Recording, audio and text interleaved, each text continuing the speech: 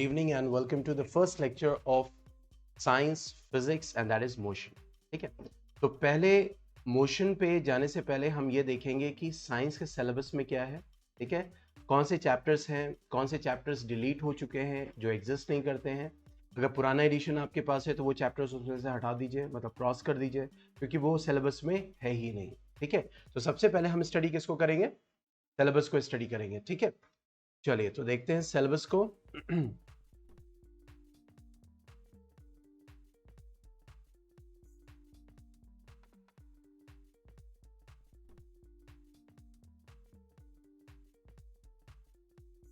CBSE ने release किया है. ठीक है, तो देखो केमिस्ट्री में जो चैप्टर्स है हमारे वो कौन कौन से चैप्टर हैं. एक है मैटर. ठीक है, मैटर चैप्टर है. उसके बाद is matter around us pure, ये चैप्टर हमारा होगा जिसमें ये वाला है syllabus, that is nature of matter, elements, compounds, mixture and all. ठीक है, excluding separating components of a mixture, मतलब ये सब चीजें नहीं पढ़नी है हमें. ठीक है, तो इसीलिए न्यू एडिशन बहुत जरूरी है, क्योंकि उसमें जो कंटेंट है बस उतना ही स्टडी करना है, क्योंकि पुराने एडिशन में कंटेंट बहुत ज्यादा है. ठीक है, तो मैटर को हमें देखना है कि हमें क्या क्या चीजें स्टडी करनी है. उसके बाद हमें क्या स्टडी करना है, that is matter around us pure, ये सेकंड चैप्टर है. ठीक है, see this is matter around us pure. इसमें सेपरेशन ऑफ कंपोनेंट्स हमें स्टडी बिल्कुल नहीं करना है. ठीक है, उसके बाद है क्या हमारा, ये देखिए एटम्स एंड मॉलिक्यूल्स, ये हमारा थर्ड चैप्टर हो गया. और उसके बाद फोर्थ चैप्टर हो गया हमारा स्ट्रक्चर ऑफ एटम, जहां पे हम electron, proton, neutron, valency, atomic number and mass number, isotope, isobar, इन सब के बारे में हमें स्टडी करना है. ठीक है, उसके बाद हम बायो पे आते हैं. तो बायो में हमारे पास सिर्फ 3 चैप्टर्स हैं. One is fundamental unit of life, second is tissues and third is improvement in food resources. बस ये 3 चैप्टर है. Why do we fall ill अगर है वो आप हटा दीजिए, वो चैप्टर नहीं है कोर्स में.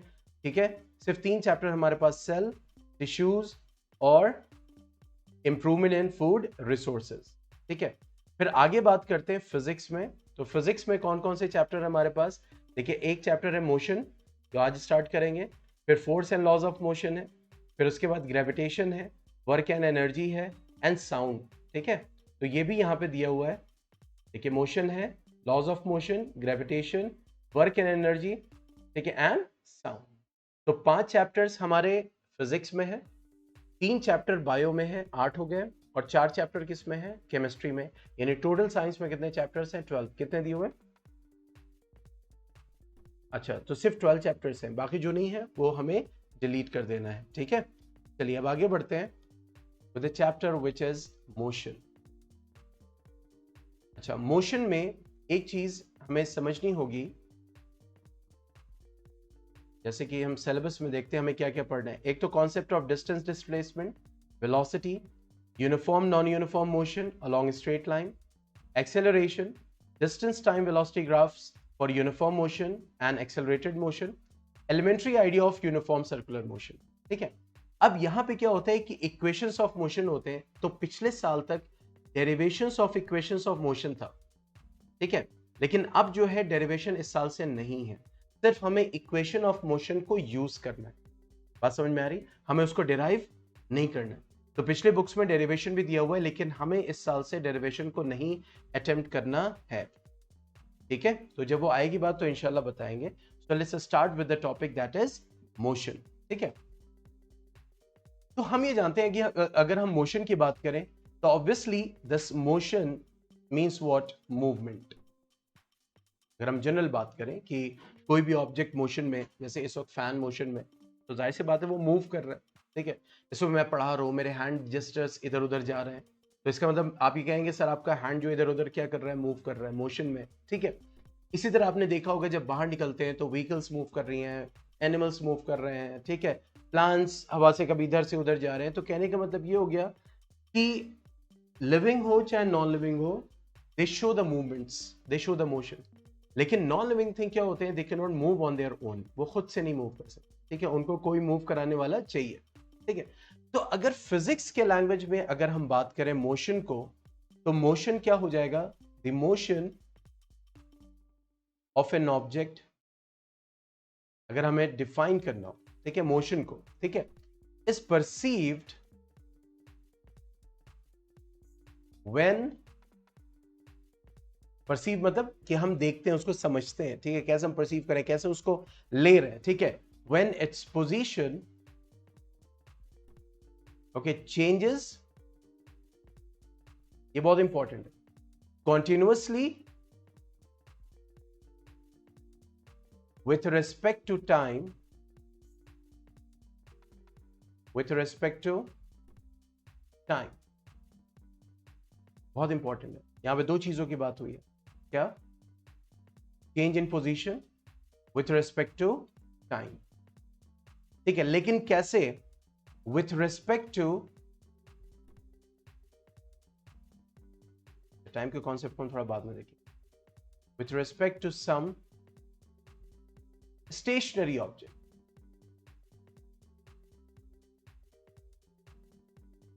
तभी हम मोशन के बारे में कह सकते हैं। जैसे अगर मैं आपसे क्वेश्चन करूं, क्या मून मूव कर रहा है, मोशन में है, तो आप क्या बोलोगे? नहीं, मून मूव नहीं कर रहा। अच्छा, अर्थ मूव कर रही है कि नहीं कर रही? कैसे पता? कैसे पता? अच्छा चलो, अभी मैंने इसको यहां पे रखा, आंख बंद करो, हाँ आंख बंद करो। अब ये कहां पे है? मोशन हुआ कि नहीं हुआ? तुम कैसे कह सकते हो?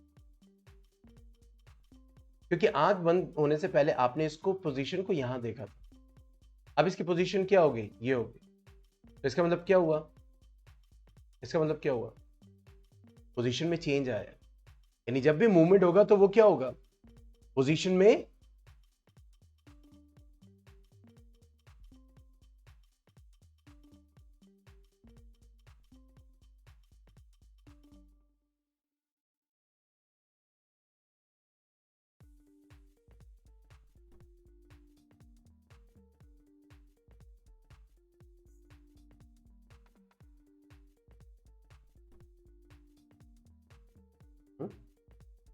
तो क्यों नहीं ज्वाइन कर रहा है?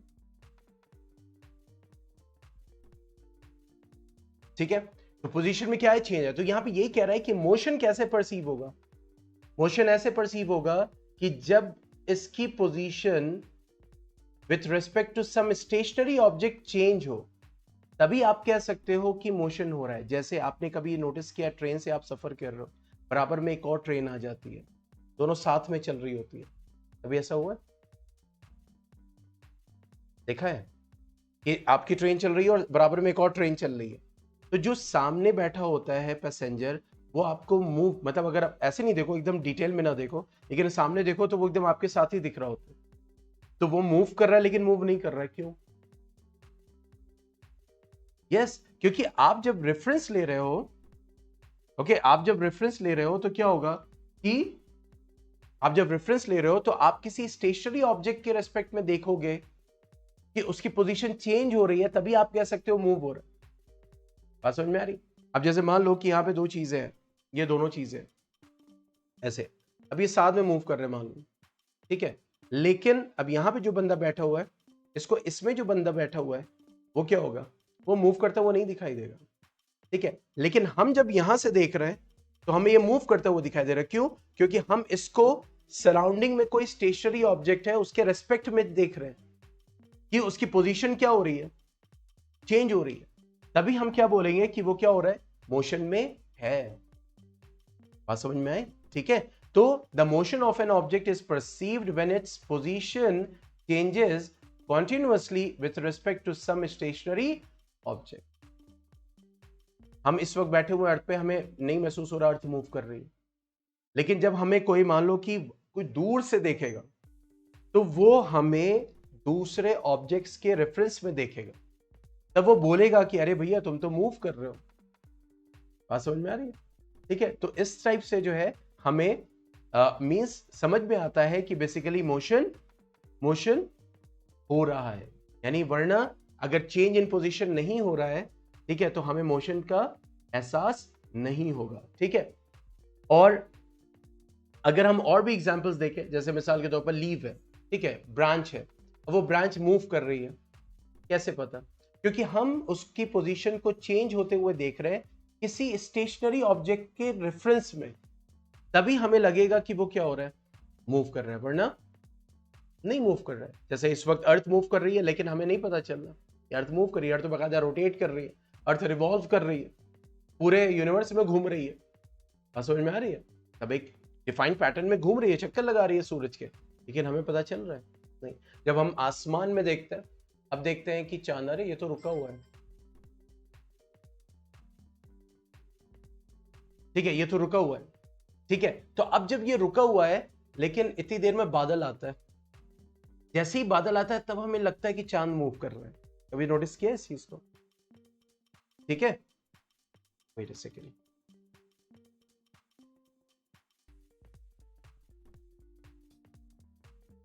ओके, तो अब यहां पे अगर हम बात करें, जैसे मैंने अभी एग्जांपल दिया चांद का, चांद हम आसमान में देखते हैं, काला आसमान है, देख रहा है भाई चांद अपनी जगह, लेकिन जैसे ही बादल आता है तब हमें लगता है कि चांद मूव कर रहा है। क्यों? क्योंकि हम एक रेफरेंस में उसको देख रहे होते। तो इतने सारे मैंने एग्जांपल्स कोट कर दिए। यहां से क्या समझ में आया कि एन ऑब्जेक्ट, यानी यहां से मतलब एग्जिस्ट क्या निकल के आया कि एन ऑब्जेक्ट,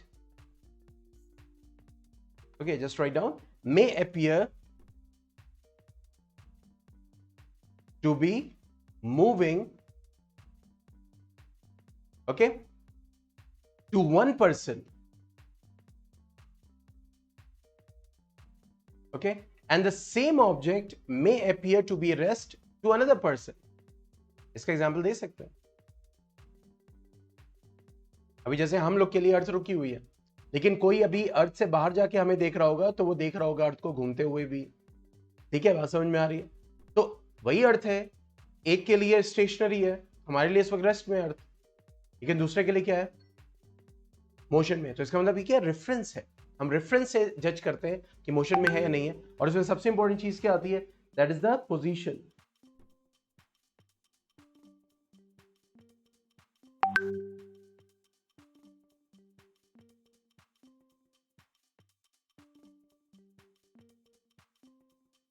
क्यों हो रहा है आज? तो हम बात कर रहे थे कि मोशन, तो an object may appear to be moving to one person and some objects you can say, and the same object may be at rest for another person. जैसे आपने बहुत अच्छे से नोटिस किया होगा, जब हम ट्रैवल करते हैं, ठीक है, या ट्रेन में जा रहे हैं, कार में जा रहे हैं, हम कार के अंदर बैठे हुए हैं, हमें रोड मूव करते हुए दिखाई देते, लेकिन जो बाहर खड़ा है, जो रोड पे खड़ा है बंदा, वो कार को मूव होते हुए देखता है, रोड उसके लिए स्टेशनरी होती है। तो कहने का मतलब क्या हो गया, एक ही ऑब्जेक्ट है, but same object is in motion for one person and the same object at the same time is at rest for another person. ऐसा क्यों हो रहा है? क्योंकि रेफरेंस, हम किस रेफरेंस से देख रहे हैं, ठीक है, हाँ, उसकी पोजीशन चेंज हो रही है किसी स्टेशनरी ऑब्जेक्ट के रेफरेंस में। क्योंकि हम जब कार में बैठे हुए हैं, ट्रेन में बैठे हुए हैं, तो क्या हो रहा है, पोजीशन चेंज हो रही है, ठीक है, और जब उसकी पोजीशन चेंज हो रही है, ठीक है, तो हमें वो क्या होता हुआ दिख रहा है, मूव होता हुआ दिखाई दे रहा है। लेकिन जो बाहर है उसके लिए ट्रेन या कार की पोजीशन चेंज हो रही है टाइम के साथ, ठीक है, तो इस वजह से उसके लिए क्या है, वो कार मोशन में है, लेकिन जो रोड है वो मोशन में नहीं है। लेकिन ऐसे ही सोचिए, जस्ट थिंक कोई हमारी अर्थ को यूनिवर्स से देख रहा हो, तो अब जब अर्थ घूम रही है तो उसके लिए वो कार, वो रोड, बिल्डिंग्स, स्कूल्स सब मोशन में होगा। समझ में आ रहा है? लेकिन जब हम अर्थ पे हैं तो हमारी बिल्डिंग मोशन में नहीं है, लेकिन जैसे हम अर्थ के बाहर जा रहे हैं, यूनिवर्स से देख रहे हैं, हमारी बिल्डिंग मोशन में। बात समझ में? तो इसका मतलब ये क्या है, it's a perceived, it's a perception that states of rest and motion are relative only. मतलब ये जो मोशन और रेस्ट का स्टेट है, ठीक है, जैसे कोई बॉडी रेस्ट में, रेस्ट मतलब उसकी पोजीशन चेंज ही नहीं हो रही, ठीक है, तो इसका मतलब ये हो गया कि वही सेम रोड मोशन में है, वही सेम रोड दूसरे के लिए रेस्ट में है। तो ये क्या हो गया, इसका मतलब ये कैसे हम परसीव कर पा रहे हैं, मतलब ये रिलेशन है, दे आर रिलेटिव ओनली, ठीक है। Why? Because we are visualizing the same thing in context, in perception of any other stationary object. जैसे अभी मैंने चांद का एग्जाम्पल दिया था कि चांद सामने हमें मूव होता ना हुआ नहीं दिखाई दे रहा, लेकिन जैसे ही बादल उसके ऊपर से आना शुरू होते हैं तो अब हमें लगता है चांद मूव कर रहा है। बात समझ में आ रही? लेकिन चांद पहले भी मूव कर रहा था। तो इसका मतलब है कि हम उसको कंपेयर करते हैं, उसको एक स्टेशनरी ऑब्जेक्ट से कंपैरिजन जब होता है और उसकी पोजीशन चेंज होती हुई दिखती है, तब हम कहते हैं कि वो मोशन में है। ठीक है मदिया, आपने लेट ज्वाइन किया तो शुरू का पोर्शन होगा, वो रिकॉर्डिंग से एक बार देख लीजिएगा। अभी जो मैंने बताया कि state of rest and motion they are relative to each other, इसमें कोई doubt, any doubt in that?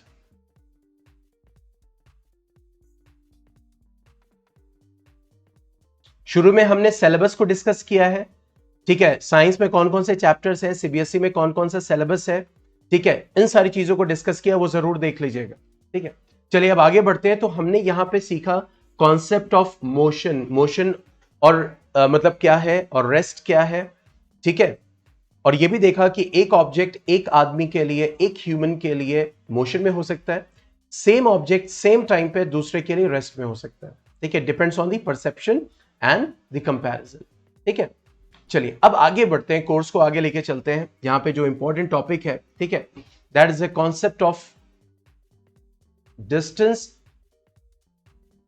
And displacement, describing motion, that is the concept of distance and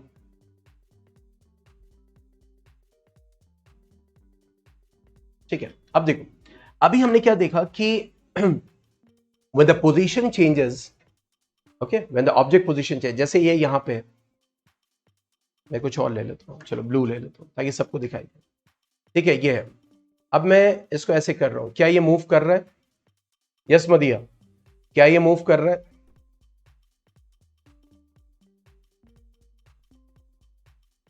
how you know that it is moving? अच्छा अब बताओ, now से now, is it moving?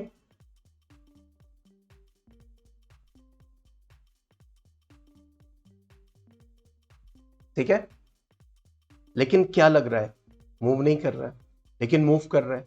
जब आप इसको, यानी आप मेरे कंपैरिजन, जब आप मुझसे कंपैरिजन कर रहे थे तो आपको ये मूविंग दिखाई दे रहा है क्योंकि मैं स्टेशनरी था। ठीक है, तो किसी स्टेशनरी ऑब्जेक्ट के रेफरेंस में ही हम देख सकते हैं कि इसकी पोजीशन चेंज हो रही है कि नहीं हो रही है। एक्चुअली क्या हो रहा है? एक्चुअली पोजीशन चेंज हो रही है। ठीक है, अभी यहां थी, फिर उसके बाद यहां है, फिर उसके बाद यहां है, फिर उसके बाद यहां है, पोजीशन चेंज हो रही है। ठीक है, और इस पोजीशन चेंज को आप किसके रेफरेंस में देख रहे हो? एक स्टेशनरी ऑब्जेक्ट के। लेकिन अभी मैं ऐसे मूव कर रहा हूं और इसको भी साथ साथ लेके चल रहा हूं, तो ऐसा लग रहा है कि ये मूव नहीं कर रहा है। लेकिन जब आप पीछे से कंपेयर करोगे वॉल से, तो क्या होगा? मूव करता हुआ दिखाई देगा। लेकिन जब आप मुझसे कंपेयर करोगे, सिर्फ मेरे ऊपर आंख रखो इस फेस पे, तो देखो क्या लग रहा है मदिया, सिर्फ मेरे फेस को देखो, डोंट सी माई सराउंडिंग। अब क्या लग रहा है?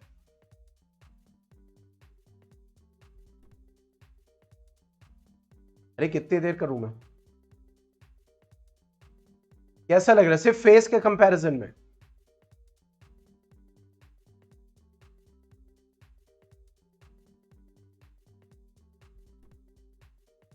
मूव कर रहा है फेस के कंपैरिजन में, not wall. It's not moving. Yes, it happens. आप ट्रेन में सफर कर रहे हो, आपके पैसेंजर्स मूव कर रहे हैं, लेकिन आपके लिए वो स्टेशनरी है। होता है नहीं भाई? आप मान लो कि ये बस है, बस में सब लोग मूव ही तो कर रहे हैं, लेकिन जब आप बस के अंदर हो तो वो सारे पैसेंजर्स आपको स्टेशनरी दिखाई दे रहे हैं, रुके हुए दिखाई दे रहे हैं। जो बाहर से उसको सब मूव करते हुए दिखाई दे। बात समझ में? तो लेकिन हो क्या रहा है यहां पे? एक्चुअली जो ऑब्जेक्ट मूव कर रहा है उसकी पोजीशन चेंज हो रही है। ठीक है, यानी ये यहां पे था, अब उसके बाद अब ये यहां आ गया, यहां आ गया, यहां आ गया, यहां आ गया। तो इसका मतलब ये हो रहा है कि जब कोई बॉडी पोजीशन चेंज करती है, जब मोशन में होती है, यहां पे टॉपिक क्या है? Describing motion. मोशन को कैसे डिस्क्राइब करोगे? तो मोशन को हम ऐसे डिस्क्राइब कर रहे हैं कि पोजीशन चेंज हो रही, लेकिन जब इसकी पोजीशन चेंज होगी, ये बताओ, is it not covering a path? Yes और नो? जब जो भी इसका ड्यूरेशन है, जो भी इसकी जर्नी है, is it not covering the path? जब भी इसकी पोजीशन चेंज हो रही है,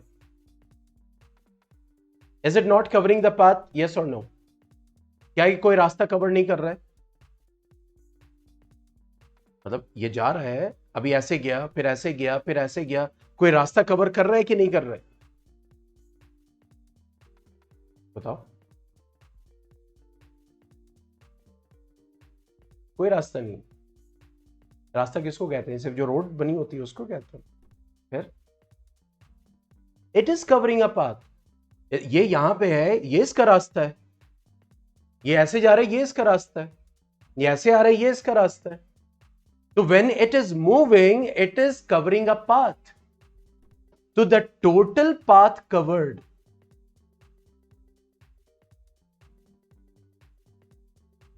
by a body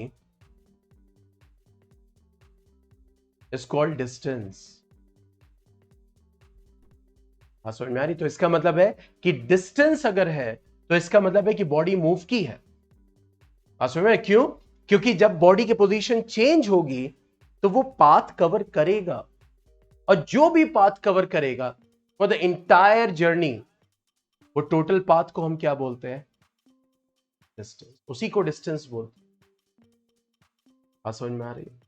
yes मदिया, the concept of distance.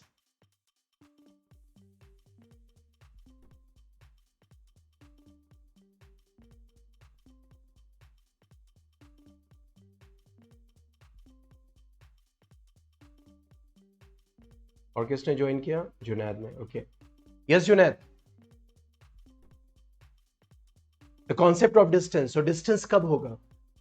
Distance होने के लिए ऑब्जेक्ट का मोशन मस्ट है, यानी ऑब्जेक्ट की पोजीशन क्या होनी चाहिए? चेंज होनी चाहिए। तो जब वो पोजीशन चेंज कर रहा है तो इसका मतलब एक रास्ता कवर कर रहा है। तो जो भी टोटल रास्ता वो कवर कर रहा है, total path covered by the body during motion, that will be considered as what? The distance. उसको हम क्या बोलते हैं? डिस्टेंस बोलते हैं। और जब भी डिस्टेंस कवर होगा एक बॉडी का, जब भी मोशन होगा, देखो मैंने यहां पे इसको रखा, ठीक है, अब इसकी पोजीशन चेंज हो रही है, ठीक है, देखो पोजीशन चेंज हो रही है, हम बोल सकते हैं कि ये मोशन में, लेकिन कभी ना कभी इसका कोई ओरिजिन पॉइंट होगा कि नहीं होगा? यहां से ये मूव करना शुरू करेगा। यस मदिया जुनैद,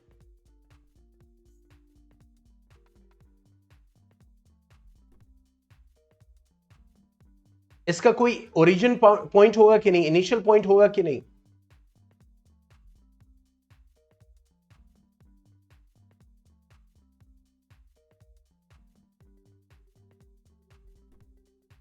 ठीक है, चलो एक काम करते हैं, ऑनेस्टली आंख बंद करो।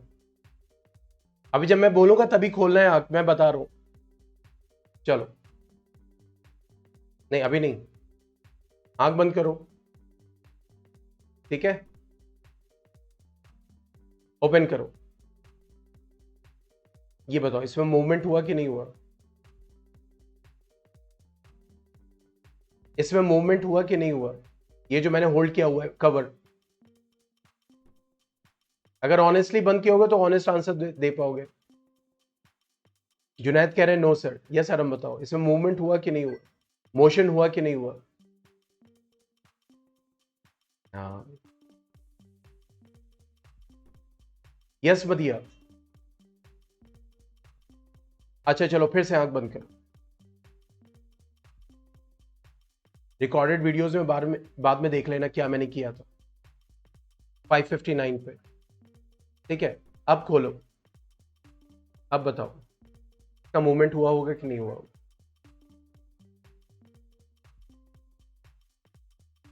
कैसे पता? क्योंकि हमने इसका ओरिजिन पॉइंट देख लिया था। हालांकि पहले वाले में मैंने मूवमेंट किया था और इसको वापस वहीं ले आया था, लेकिन आप लोगों ने देखा नहीं था ओरिजिन, तो आप टफ था आपके लिए बताना कि वो क्या था, मूवमेंट हुआ कि नहीं हुआ। लेकिन अभी मैंने मूव करा के इसको यहां कर दिया, तो आपका ओरिजिन पॉइंट आपने देखा हुआ। तो इसका मतलब है किसी भी मोशन को डिस्क्राइब करने के लिए एक रेफरेंस पॉइंट बहुत जरूरी है। Means a suitable reference point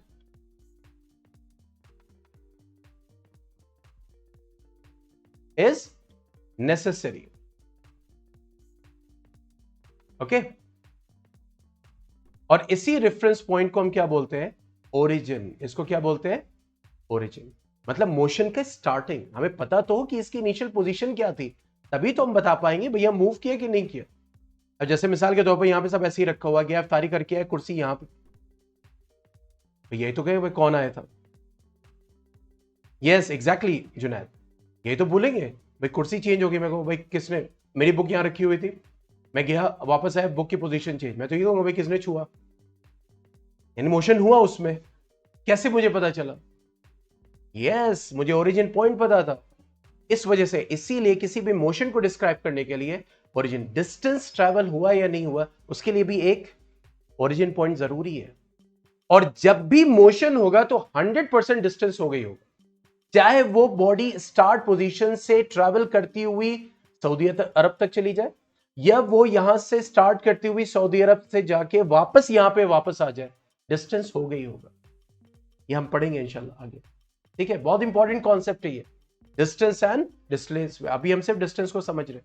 तो डिस्टेंस क्या है, जब भी कोई भी ऑब्जेक्ट जो भी जर्नी करती है उसका टोटल पाथ कवर, चाहे वो सेम पोजीशन को रिपीट कर रही हो, सेम जगह से आके वापस जा रही हो, जितना कर रही हो, जैसे मैं अगर यहां पे हूं इस वक्त, मैं 5 मीटर्स जाता हूं, फिर 5 मीटर्स आता हूं, मेरी डिस्टेंस 10 मीटर्स हो जाएगी। फिर मैं 5 मीटर्स जाता हूं, मेरी डिस्टेंस 15 मीटर्स हो जाएगी।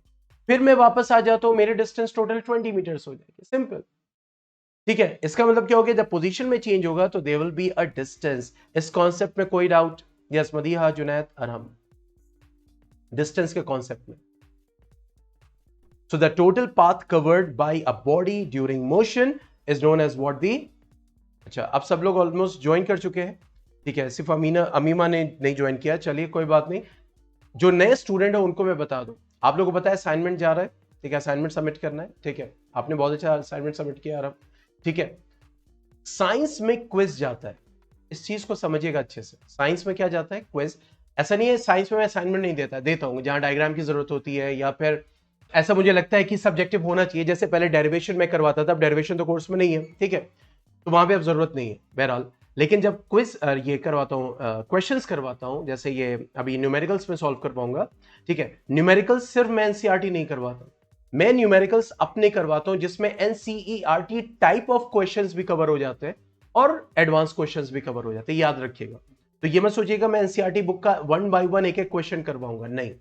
साइंस थोड़ा सा डिफरेंट होती है, मैथमेटिक्स डिफरेंट है, ठीक है। तो यहां पे हम आपको एक क्वेश्चन देंगे जो उस कॉन्सेप्ट पे होगा, ताकि जब आप घर पे खुद से एनसीईआरटी का क्वेश्चन सॉल्व करो तो दिमाग लगाना पड़े। बात समझ में आ रही है? मैथ्स का टोटल कैलकुलेशन होता है, यहाँ पे थ्योरी और कैलकुलेशन दोनों होता है, इसलिए साइंस थोड़ी सी डिफरेंट है, ठीक है। तो असाइनमेंट भी साइंस में जाएगा, लेकिन बाय डिफॉल्ट क्विज जाता है। क्विज क्या होता है, क्विज जो भी उस दिन का लेक्चर होता है, जैसे आज जो मैं पढ़ाऊंगा उसी पे बेस्ड 10 क्वेश्चंस होते हैं। इससे हम ये और ये अटेंड करना मस्ट है, इसलिए मैं नेक्स्ट डे 9 AM तक का टाइम देता हूं, 9 बजे सुबह तक का, ठीक है, चाहे रात में कर लो। और क्विज कब शेयर होता है मैं आपको बताऊं, इसका लिंक अनाउंसमेंट में शेयर होता है, जो आपका बैच का अनाउंसमेंट होगा, क्लास 9 बैच, वहां पे एक लिंक शेयर होती है, वहां पे लिखा होगा प्ले क्विज नाउ, ठीक है। जब भी जाएगा आपको नोटिफिकेशन पहुंचेगा, नहीं तो रात में नोटिफिकेशन तो 100% का नहीं जा रहा तो नोटिफिकेशन ऑन कर लीजिए, क्योंकि जो भी आप लोग को मैसेजेस शेयर होता है बाय डिफॉल्ट मेरे पास भी एक आता है, तो अगर मेरे पास रिसीव हो रहा तो 100% सबके पास गया होगा, ठीक है। तो लिंक शेयर होगा, उस पर जब आप क्लिक करेंगे तो एक बॉक्स ओपन होगा। इसके लिए इंटरनेट बहुत अच्छा मतलब ये होना चाहिए, मतलब ठीक हो। अजीजिया ऐप पे, मैंने कहा टीचमेंट ऐप सिर्फ लाइव क्लास के लिए, आपके अटेंडेंस के लिए। अजीजिया ऐप पे सारी और एक्टिविटीज है, अनाउंसमेंट अजीजिया ऐप पे होगा, ठीक है। तो यहां पे क्लिक करेंगे तो एक बॉक्स मतलब साइट खुलेगी कहूट की, कहूट की, किसकी? कहूट, ठीक है। वहां पे आएगा निक नेम, निक नेम में आपको अपना असली नाम डालना है जो आप यहां पे रजिस्टर्ड है, ठीक है।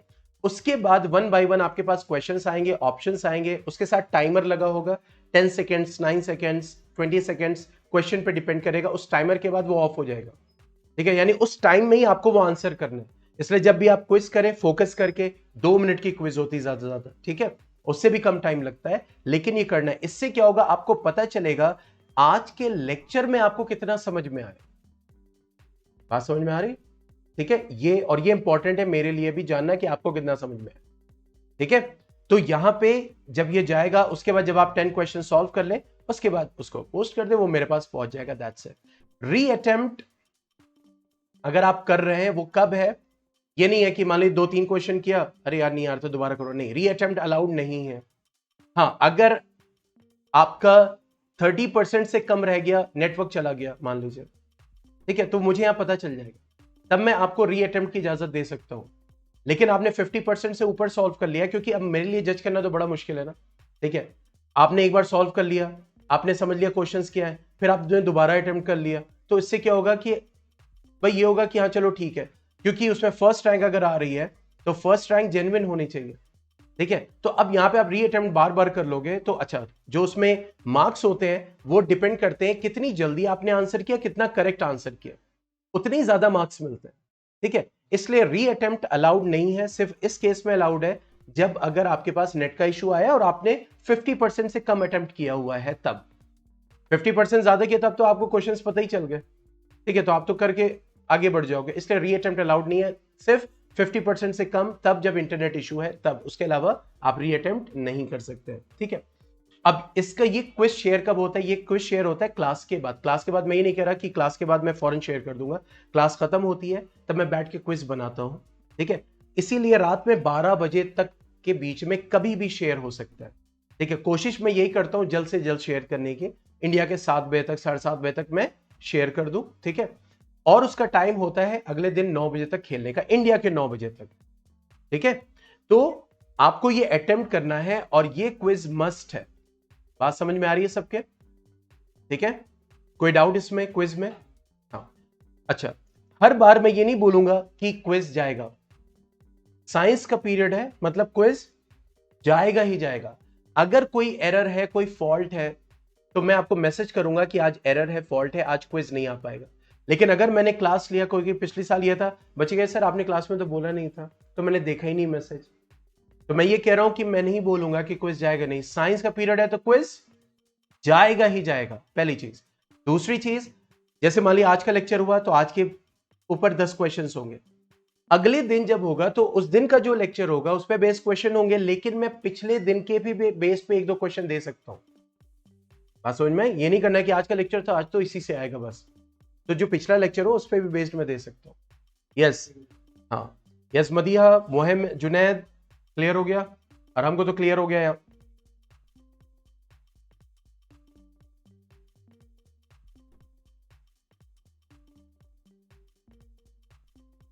ठीक है, तो चलिए आगे बढ़ते हैं इस पे। तो यहां पे क्या देख रहे हैं कि रेफरेंस पॉइंट क्या है, जरूरी है, ठीक है। अब बात करते हैं डिस्टेंस की, और मतलब तो डिस्टेंस क्या है, एक स्केलर क्वांटिटी। अभी हम किसकी बात कर रहे हैं? डिस्टेंस की। डिस्टेंस क्या है? Scalar quantity. अब ये स्केलर क्वांटिटी क्या होती है? ऐसी फिजिकल क्वांटिटी जिसका मैग्नीट्यूड होता है, जैसे मैं लिखूं यहां पे 2 मीटर्स, ये जो 2 है ना, ये 2 क्या कहलाता है? मैग्नीट्यूड। ये क्या कहलाता है? मैग्नीट्यूड, यानी फिगर, नंबर। जैसे आप कुछ पता है, जैसे मैं कहूं कि मैं बहुत चल के आ गया, बहुत चला मैंने आज, आपको भैया कितना चले हो ये तो पूछोगे, मैं बहुत चला हूं, मैं थक गया हूं, बहुत चला, मैं कितना, मैं 2 मीटर चल के आ गया हूं, तो कहो 2 मीटर, 2 मीटर में तुम थक गए? तो जैसे 2 मीटर उसने बोला आप चौंक गए, लेकिन जब तक वो बोला था मैं बहुत थक गया हूं, बहुत थक गया, आपको लगा होगा अरे पता नहीं कितना ही चल के आया होगा, शायद हो सकता है पूरा अलीगढ़ ही छान मारा उसने। लेकिन जैसे ही उसने अपनी मैग्नीट्यूड बताया, उससे आपको एग्जैक्टली पता चल गया। लेकिन इस मैग्नीट्यूड के साथ साथ एक और इंपॉर्टेंट चीज है, वो क्या है? यूनिट। अब एक बंदा बोला कि मैं 2 मीटर चल गया, अरे यार 2 मीटर कितना थक गया होगा, झूठा कहेगा। लेकिन एक इंसान बोलेगा कि मैं 2 किलोमीटर चल के आया, तब हाँ यार थक गया होगा, यस बहुत दूर चल के आया। तब इससे क्या पता चला हमें? एक अंदाजा हुआ, एक डिस्टेंस का अंदाजा हुआ, ठीक है। अब एक ने बोला कि मैं 50 किलोमीटर चल के आया हूं, तो आदमी कहेगा वाह भाई आओ तुम्हारी खिदमत कर देते। तो जैसे जैसे वैल्यू बढ़ रही तो क्या हो रहा है? एक आइडिया मिलता चला जाए। तो डिस्टेंस कैसी क्वांटिटी है? ठीक है, डिस्टेंस ऐसी क्वांटिटी है जिसके पास मैग्नीट्यूड तो होता है लेकिन डायरेक्शन नहीं होता, डायरेक्शन नहीं होता, ठीक है। It is not dependent on direction. अभी हम आगे क्वांटिटीज की बात करेंगे जो डायरेक्शन पे डिपेंडेंट होती हैं, डिसाइड करती है वो डायरेक्शन उस क्वांटिटी के बारे में। तो स्केलर क्वांटिटी कैसी क्वांटिटी होती है? A physical quantity a physical quantity which has magnitude but no direction. तो डिस्टेंस कैसी क्वांटिटी है? कैसी क्वांटिटी है? स्केलर क्वांटिटी है. इसका मैग्नीट्यूड तो होगा, जरूरी है, लेकिन इसका डायरेक्शन, मतलब डायरेक्शन पे डिपेंडेंट नहीं होगा. अब मान लो आप ऐसे जा रहे हो, ऐसे जा रहे हो, ऐसे जा रहे हो, ऐसे जा रहे हो, ऐसे भी आप 50 किलोमीटर ट्रेवल कर सकते हो. अब सीधा भी 50 किलोमीटर, मतलब इट्स वेरिंग. ओके, तो इसका मतलब क्या हो गया कि ये मैग्नीट्यूड पे तो डिपेंड करेगा, लेकिन ये डायरेक्शन पे डिपेंड नहीं करेगा. तो ऐसी क्वांटिटी को हम क्या बोलते हैं? स्केलर क्वांटिटी बोलते हैं. और डिस्टेंस हमारी क्या है? स्केलर क्वांटिटी है. ठीक है, तो जब भी मोशन होगा डिस्टेंस होगा 100%. मोशन नहीं है तो डिस्टेंस, ये ऑब्जेक्ट यही है, 1 घंटे के बाद भी यही है, इसका डिस्टेंस क्या होगा? यस मदिया, जुनैद, ये ऑब्जेक्ट यहां है, 1 घंटा पास हो गया, after 1 hour it's at the same place, तो क्या होगा? इसकी डिस्टेंस क्या होगी? जल्दी बताओ, हाथ दर्द कर रहे. चलो ऐसे पकड़ लेते.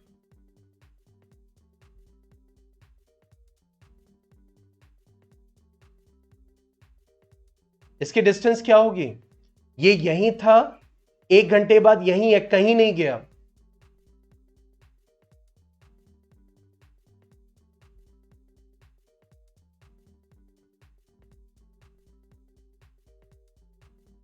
यस मदिया,